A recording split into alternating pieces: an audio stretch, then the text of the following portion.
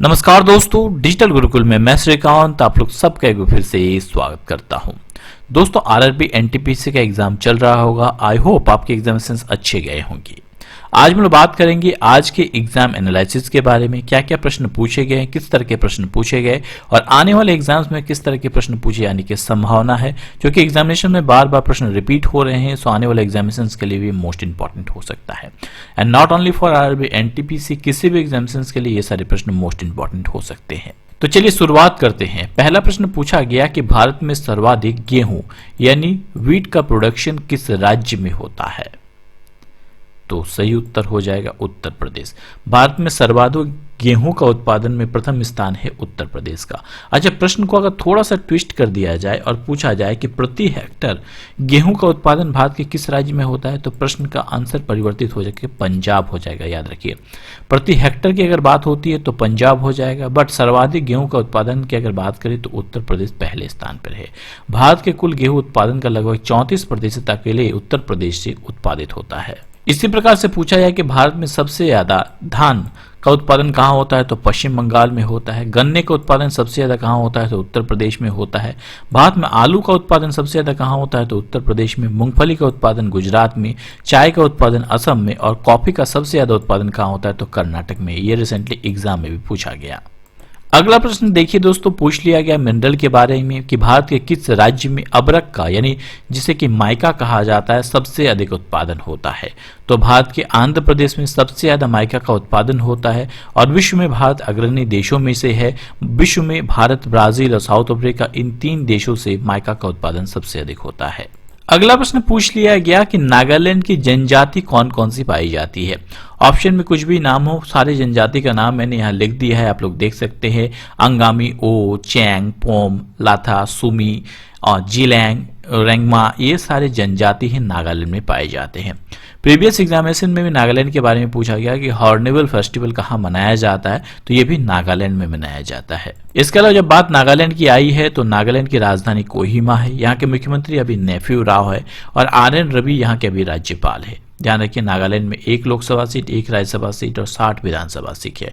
Exam में पूछा गया कि इंटाकी नेशनल पार्क कहाँ पे है, तो ये नागालैंड में है। और दीव और चुबी और द्यांग जैसी नदियां यहाँ से बहती है। यहाँ का हाईकोर्ट कहाँ पे है, तो गुवाहाटी में है।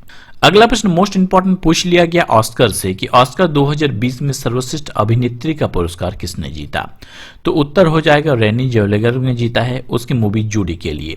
आपको बता दूं ऑस्कर के बारे में कि फिल्म जगत की सबसे बड़ा अवार्ड माना जाता है ऑस्कर को, और 2020 में भी ऑस्कर का जो है बताया गया, जो कि कितना नंबर का संस्करण था 2020 का। 2020 में ऑस्कर के नॉमिनेशन की घोषणा की गई और उसके विजेताओं की भी घोषणा की गई। 2020 का जो ऑस्कर था उसका 92 92 नंबर का संस्करण था। इसे academy of motion pictures art and sciences द्वारा जो है आयोजित किया जाता है, ऑर्गेनाइज किया जाता है।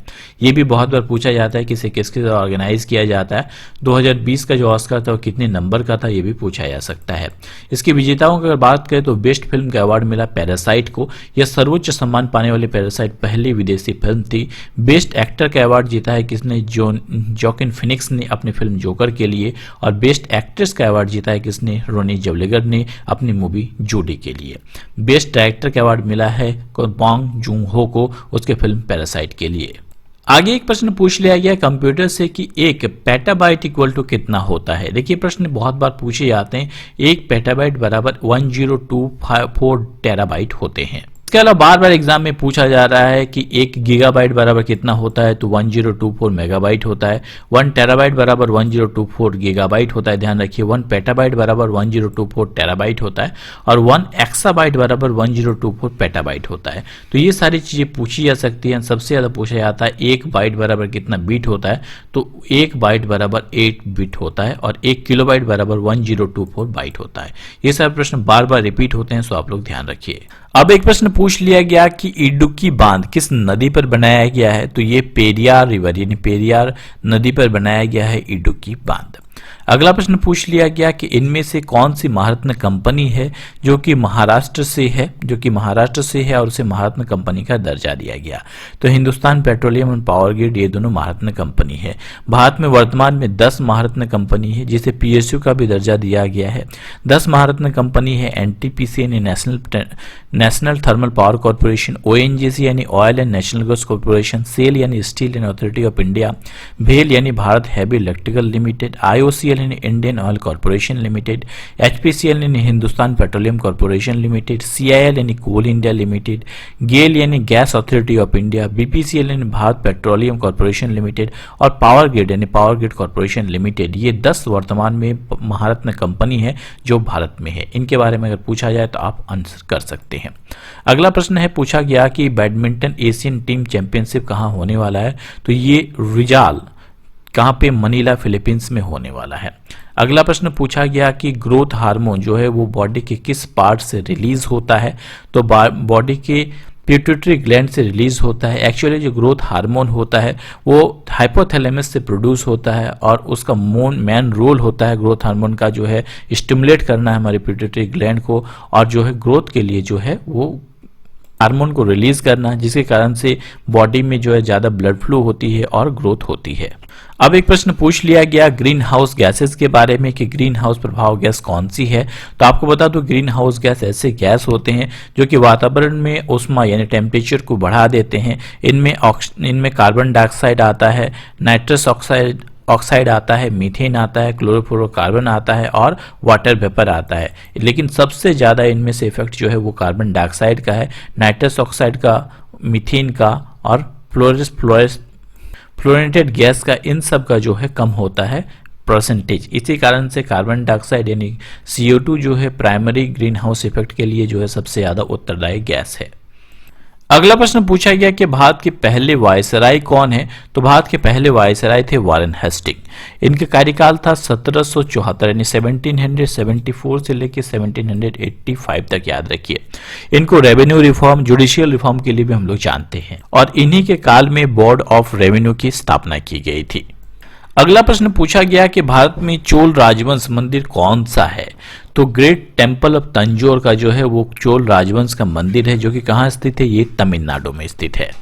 चोल राजवंश की अगर बात करें तो 9वीं शताब्दी में चोल राजवंश का जो है स्थापना हुआ था। चोल वंश के संस्थापक विजयालय को माना जाता है और इसकी राजधानी कहाँ थी, इसकी राजधानी इसी तंजौर में थी। इसी कारण से ग्रेट टेम्पल ऑफ तंजौर को चोल राजवंश द्वारा बनाया गया है। इसके अलावा बता दो कि चोल साम्राज्य के सर्वाधिक जो राजा हुए, विस्तार करने वाले, वे राजेंद्र प्रथम हुए। अगला प्रश्न विधानसभा के किस अनुच्छेद के अंतर्गत उल्लेखित है, यानी विधानसभा भारत में जो है वो किस अनुच्छेद के अंतर्गत उल्लेखित है। तो भारतीय संविधान के अनुच्छेद 79 अन्य आर्टिकल 79 के अंतर्गत विधानसभा का उल्लेख है। भारतीय संविधान के अनुच्छेद 79 में ये बताया गया है कि संसद का गठन जो है संघ के किसी एक संसद के लिए होगा जो कि राष्ट्रपति और दोनों सदनों को मिलाकर बनेगी, जिसका नाम राज्यसभा या तो लोकसभा होगा। यानी मोटे तौर पे आप समझ लीजिए कि विधानसभा जो है भारतीय संविधान के अनुच्छेद 79 के अंतर्गत जो है वो बनाया गया है। अब आगे पूछा गया कि लोकसभा के अध्यक्ष का चुनाव कौन करता है। तो लोकसभा के अध्यक्ष का चुनाव मुख्य रूप से मेंबर ऑफ लोकसभा के द्वारा किया जाता है। अगला प्रश्न पूछा गया कि कॉमनवेल्थ गेम 2018 में बॉक्सिंग इवेंट किसने जीता था। तो MC मैरी कॉम ने जीता था जो कि मणिपुर से है और उनके द्वारा एक प्रमुख पुस्तक भी लिखी गई, द अनब्रेकेबल। ध्यान रखिए। अगला प्रश्न HDFC के CEO कौन है, आपको बताना है। HDFC को CEO है शशिधर जगदीशन जी हैं। वर्तमान में HDFC की अगर बात करें, इस बैंक का हेडक्वार्टर मुंबई में है और इसका फाउंडेशन किसने किया था, हसमुख भाई पारिक के द्वारा इसका फाउंडेशन किया गया था। वर्तमान में इसके CEO शशिधर जगदीशन है और अगस्त 1994 में इसका फाउंडेशन हुआ था। अगला प्रश्न पूछ लिया गया कि चंद्रगुप्त द्वितीय की बेटी का नाम क्या था। तो इसकी बेटी का नाम प्रभावती गुप्त था। ध्यान रखिए। अगर गुप्त साम्राज्य की बात करें तो गुप्त वंश के संस्थापक श्रीगुप्त को माना जाता है। उसके बाद चंद्रगुप्त प्रथम हुए, समुद्रगुप्त हुए और चंद्रगुप्त द्वितीय हुए। चंद्रगुप्त की बेटी का नाम पूछा जा रहा था तो इसकी बेटी का नाम प्रभावती गुप्त था। और आपको बता दो कि चंद्रगुप्त द्वितीय के शासनकाल में ही चीनी बौद्ध यात्री फाहियान जो है वो भारत आया था और शकों का विजय के उपलक्ष्य में चंद्रगुप्त द्वितीय ने भारत में चांदी के सिक्के चलाए थे। अगला प्रश्न पूछ लिया गया कि न्यूट्रॉन की खोज किसने की थी। तो जेम्स चैडविक के द्वारा न्यूट्रॉन की खोज की गई थी। 1932 में उन्होंने बताया कि न्यूट्रॉन की खोज उन्होंने की है। और कोर में जो है एक चीज होता है जो मतलब स्टेबल होता है, हमेशा कोई चेंज नहीं होता है, उसको उन्होंने न्यूट्रॉन का नाम दिया, जो कि 1932 में खोज की गई थी जेम्स चैडविक के द्वारा। अगला प्रश्न पूछा गया कि विक्टोरिया फॉल जो है वो किस नदी पर है। तो विक्टोरिया फॉल अफ्रीका के जेमेंजी नदी पर बनी हुई है विक्टोरिया फॉल जलप्रपात, ध्यान रखिए। अगला प्रश्न पूछा गया कि अगर कार्बन डाइऑक्साइड को लाइम वाटर से गुजारा जाएगा, यानी चूने के पानी से गुजारा जाएगा, तो क्या होगा। तो अगर CO2 यानी कार्बन डाइऑक्साइड को चूने के पानी से गुजारा जाए तो वो मिल्की कलर का हो जाएगा, यानी दूधिया कलर का हो जाएगा और कैल्शियम कार्बोनेट का फॉर्मेशन करेगा। अगला प्रश्न पूछा गया कि चंद्रगुप्त द्वितीय का दूसरा नाम क्या था। तो चंद्रगुप्त द्वितीय का दूसरा नाम क्या था, विक्रमादित्य था। एक प्रश्न और पूछ लिया गया कि CIL का पूर्ण रूप क्या है। इसका पूर्ण रूप है कोल इंडिया लिमिटेड।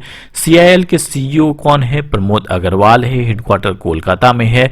1975 को इसका फाउंडेशन हुआ था। वर्तमान में डायरेक्टर और CEO कौन है, प्रमोद अग्रवाल जी हैं। अगला प्रश्न पूछा गया 2015 में पेरिस समझौता कहां हुआ था। तो ये प्रश्न पता नहीं ऑप्शन में क्या था, बट बता दो जबकि पेरिस समझौते की बात हुई है तो ये 2015 में पेरिस में ही हुआ था। 190 से ज्यादा देशों ने इसमें प्रतिनिधित्व किया था और इसका मुख्य उद्देश्य था जलवायु परिवर्तन को रोकना और विश्व को ग्लोबल वार्मिंग से बचाने का मुख्य उद्देश्य था, जो कि 2015 में ऑर्गेनाइज किया गया था पेरिस, फ्रांस में।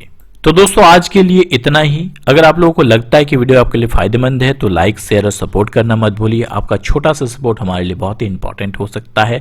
और अगर आप लोगों ने अभी तक सब्सक्राइब नहीं किया है तो सब्सक्राइब कर ले और बेल बटन को दबा ले, ताकि आप में आने वाली वीडियोस आप तक सबसे पहले पहुंच पाए। तो दोस्तों आज के लिए इतना ही। जल्द ही लौटेंगे नई वीडियो नए नॉलेज के साथ। तब तक हंसते रहिए, मुस्कुराते रहिए। Thanks for watching my video. जय हिंद, जय भारत दोस्तों।